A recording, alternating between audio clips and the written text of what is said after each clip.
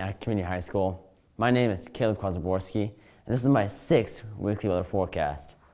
Hopping right into next week.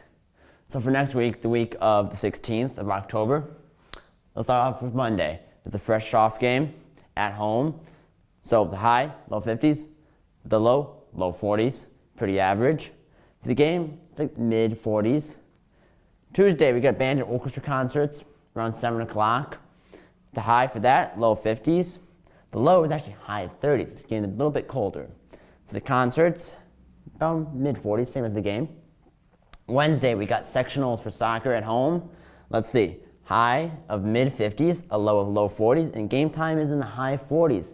Bit better. Thursday, we got a choir concert. High is mid 50s, same as Wednesday. Low 40s, and for the concert, low 50s. It's getting a little bit warmer.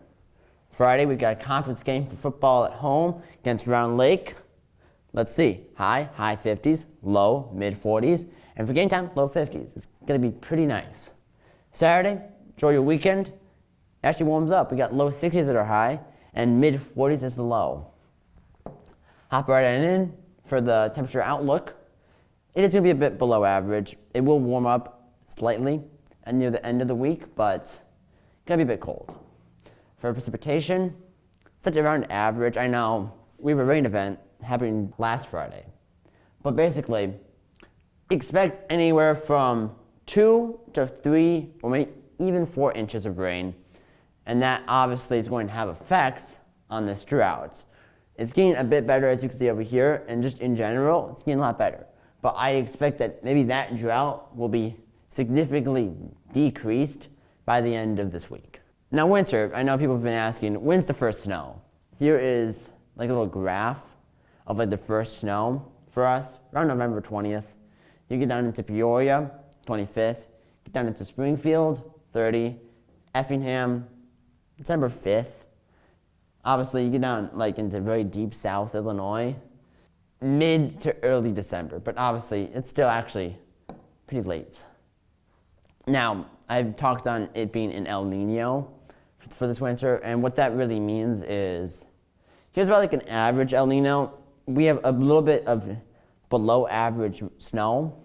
In the stronger El Ninos, you can see we are very below average. So during a strong El Nino, around 20 inches of snow over the entire winter.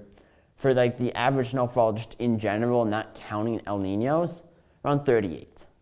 But just for an average El Nino, or all of them, 33. So it's gonna be a bit below average. Like you get rid of one snow event, and that's about what it's gonna be like.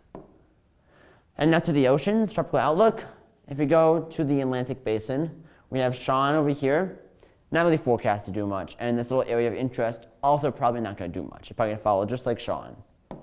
Now, Sean, yeah, once again, little to worry about.